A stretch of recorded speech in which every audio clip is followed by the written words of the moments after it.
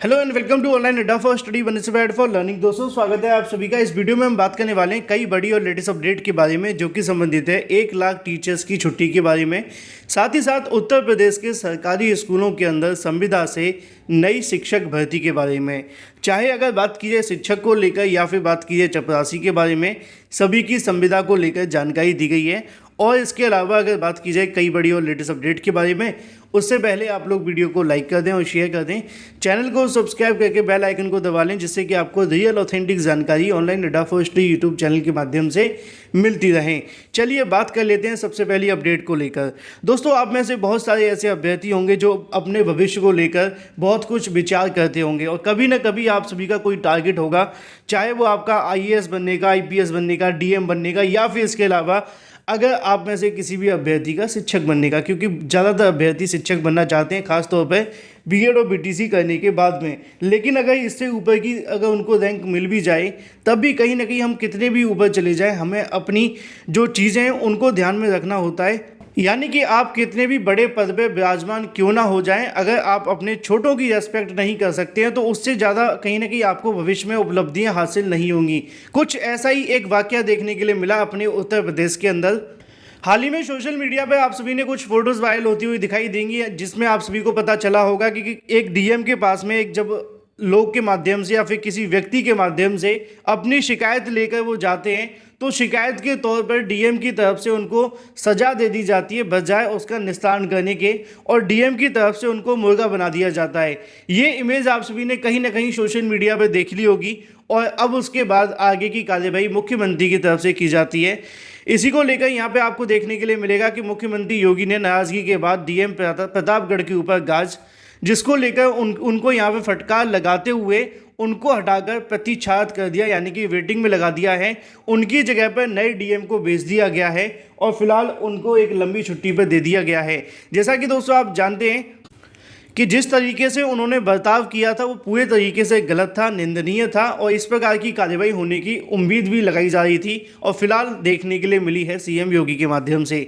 चलिए बात कर लेते हैं अपनी अगली अपडेट के बारे में, जो कि संबंधित है उत्तर प्रदेश के अंदर सरकारी स्कूलों के बारे में। उत्तर प्रदेश में सरकारी स्कूलों में संविदा पर होगी नई शिक्षक भर्ती। इसके अलावा दूसरी जानकारी जो है वो इससे अलग है, पहले आप इस बारी को देख लीजिए। तो दोस्तों यहाँ पे आप सभी को देखने के लिए मिलेगा, अगर बात की जाए पहले नंबर पर, तो वो लिखा हुआ है कि प्रदेश के 973 सहायता प्राप्त संस्कृत माध्यमिक विद्यालय और इसके अलावा महाविद्यालयों में टीचर्स के अस्थायी चयन और इसके अलावा मंडल वर्ग होगा। पहले जिला विद्यालय निरीक्षक के माध्यम से टीचर्स के चयन का प्रस्ताव माध्यमिक शिक्षा निदेशक को अनुमोदन के लिए भेजते थे। परीक्षण के बाद में निदेशक स्तर से मनोदय यानी कि मानदेय पर शिक्षक की जो कहने की नियुक्ति है उसकी मंजूरी दी जाती थी।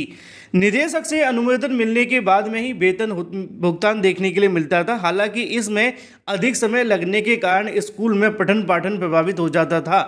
ऐसे में पुरानी व्यवस्था में बदलाव करते हुए अब यहाँ से उनके माध्यम से अस्थायी टीचर्स के चयन के लिए अनुमोदन का अधिकार मंडल संयुक्त शिक्षा निदेशक को दे दिया गया है। अपर मुख्य सचिव दीपक कुमार ने 17 अगस्त को व्यवस्था में बदलाव करते हुए संबंधी आदेश जारी कर दिया है। यानी कि अब जो संस्कृत विद्यालयों में शिक्षक भर्ती होगी वो आपको संविदा पर देखने के लिए मिलेगी, और इसको लेकर यहाँ पे लिखा भी हुआ है कि 649 पदों पर चयन प्रक्रिया पहले से चल भी रही है, जिसको लेकर विज्ञापन जारी कर दिया गया है। अब संविदा पे क्या होती है वो तो आप जानते होंगे, कॉन्ट्रैक्ट बेसिस होती है, जहाँ पे आपको 50,000 60,000 वेतन मिलना चाहिए था, वहाँ पे आपको वेतन मिलता है 12,000 15,000 या इससे भी कम। और अब ऐसा ही आपको संस्कृत विद्यालयों में देखने के लिए मिलेगा। लेकिन एक दूसरी अपडेट भी आज देखने के लिए मिली है, जिसमें यूपी में टीचर्स से लेकर चपरासी तक की भर्ती को लेकर भी बताया गया है। जैसे कि संस्कृत विद्यालयों में जो टीचर्स की वैकेंसी आ रही है वो संविदा पे हो रही है, इसी तरीके से एडेड हाई स्कूलों के अंदर संविदा पे रखे जाएंगे बाबू और चपरासी। यहीं पे जानकारी आपके सामने एडेड जूनियर टीचर वैकेंसी को लेकर भी दी गई है कि प्रदेश के सहायता प्राप्त जूनियर हाई स्कूल प्रधान अध्यापक व सहायक अध्यापक के 1894 पदों पर भर्ती में भी कानूनी विवाद में उलझी हुई है। हाई कोर्ट के आदेश पर 2 साल पहले ये भर्ती शुरू हुई थी। 17 अक्टूबर 2021 में भर्ती की लिखित परीक्षा देखने के लिए मिलती है। 15 नवंबर 2021 को यहाँ पर इसका परिणाम घोषित होता है, फिर दोबारा से परिणाम घोषित होता है 2022 में, और फिर एक बार फिर से 2023 का सितंबर आ जाता है। भर्ती जहाँ थी वहीं खड़ी हुई है, आगे क्या होगा कुछ तय नहीं है। तो इसी तरीके से अगर बात की जाए एडेड हाई स्कूल विद्यालयों के अंदर, तो यहाँ पे आपको बाबू और चपरासी की जो भर्तियाँ देखने के लिए मिलेंगी वो भी संविदा पर ही होंगी, जिसके बारे में नीचे लिखा हुआ है कि इन स्कूलों में 1988 के पहले तक के लिपिक, एक चपरासी और यहाँ पे जो पद है वो देखने के लिए मिलते थे, जिसमें 500 से अधिक छात्र होने पर 2 लिपिक की नियुक्ति की जाती थी। 1988 में चपरासी पद को घटाकर 1 कर दिया गया। 2018 में लिपिक और बाबू के पद को समाप्त कर दिया गया। उसके बाद सेवानिवृत्त के कारण कई स्कूलों में एक भी बाबू देखने के लिए नहीं मिला और चपरासी नहीं रह गई। ऐसे में स्कूल का संचालन में मुश्किल देखने के लिए मिलती है और अब यहाँ पे जो बाबू और चपरासी की भर्ती होगी वो भी संविदा पर ही देखने के लिए मिलेगी। चलिए बात कर लेते हैं अपनी अगली अपडेट के बारे में, जो कि संबंधित है 69,000 शिक्षक भर्ती को लेकर। इसके अलावा और भी अपडेट के बारे में, कई बार फर्जी प्रमाण पत्रों के आधार पर नौकरी लेते हुए जानकारी आपको समाचार पत्रों में मिलती है, लेकिन ये असल में एक तरीके के हम कह सकते हैं दुश्मन होते हैं मेहनत करने वाले अभ्यर्थियों का, क्योंकि अगर इन्होंने उस समय घोटाला नहीं किया होता तो आज कोई मेहनत करने वाला अभ्यर्थी अपने माता पिता के लिए सरकारी नौकरी की रोटी खवा रहा होता। लेकिन इन जैसे चोरों की वजह से उनको नौकरी नहीं मिल पाती है। बाकी मैं ज़्यादा अपशब्द यूज़ नहीं कर सकता, अदरवाइज़ मैं कहना चाहूँ तो बहुत कुछ है, लेकिन मुद्दे की बात यह है कि गुस्सा आता है मुझे जब मुझे ऐसे मामले देखने के लिए मिलते हैं कि टीईटी के फर्जी प्रमाण पत्र में नियुक्ति लेने वाला शिक्षक बर्खास्त नहीं, इनको टांग देना चाहिए कहीं पे। क्यों कहते हो ऐसा भाई? जो मेहनत करने वाला अभ्यर्थी रात दिन परेशान है, कुछ लोग सुसाइड कर लेते, कुछ कर लेते नौकरी ना मिलने की वजह से, और ये ऐसे कर रहे हैं, हद हो गई है, मतलब कुछ भी कर रहे हैं। तो इनके ऊपर बहुत ज़्यादा कार्रवाई होनी चाहिए, है ना। फिलहाल मुद्दे पे आते हैं। मुद्दा ये है कि विकासखंड शासनिक क्षेत्र प्राथमिक विद्यालय छोंक में शिक्षक पात्रता परीक्षा के फर्जी प्रमाण पत्र से नियुक्ति लेने वाले टीचर्स की सेवाएं बेसिक शिक्षा अधिकारी ने समाप्त कर दी हैं। बीएसए ने इस शिक्षक के खिलाफ एफआईआर दर्ज कराने का भी आदेश दिया है। 69,000 के बेसिक शिक्षा विभाग में जो भर्ती देखने के लिए मिली थी, उस भर्ती के अंदर ये चयनित हुआ था। तो 69,000 शिक्षक भर्ती के अंदर चयनित शिक्षक की जो सेवा है उसको समाप्त करते हुए उसको बर्खास्त कर दिया गया है। लेकिन क्या इतना काफ़ी है? आप लोग कमेंट करके बताएं, क्योंकि इसने कहीं ना कहीं पता नहीं कितने परिवारों के भविष्य को बर्बाद कर दिया होगा। इसकी जगह पे किसी और को नौकरी मिल जाती, लेकिन अब वो पद खाली हो गया, है ना। चलिए बात कर लेते हैं अपनी अगली अपडेट के बारे में, जो कि संबंधित है 69,000 शिक्षक भर्ती के अलावा प्राथमिक शिक्षक भर्ती को लेकर 41 दिन से चल रहे धरना प्रदर्शन के बारे में। और ये भी आपको देखने के लिए मिलता है 69,000 शिक्षक भर्ती के अंदर। 69,000 शिक्षक भर्ती में 1 नंबर से नियुक्ति से वंचित अभ्यर्थी इको गार्डन में लगातार धरना प्रदर्शन कर रहे हैं।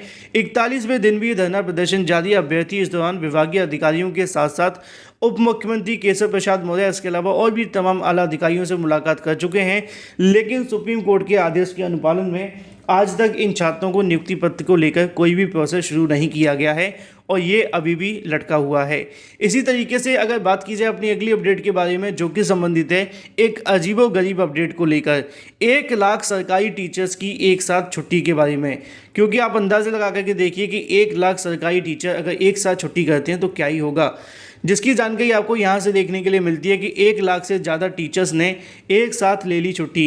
उड़ीसा के सरकारी स्कूलों में पढ़ाने वाले 40 लाख बच्चे परेशान हैं, क्योंकि उनकी पढ़ाई के 5 दिन से रुकी हुई है। वजह है सभी प्राइमरी स्कूलों में 1,30,000 की समथिंग जो टीचर्स ने छुट्टी ले ली है।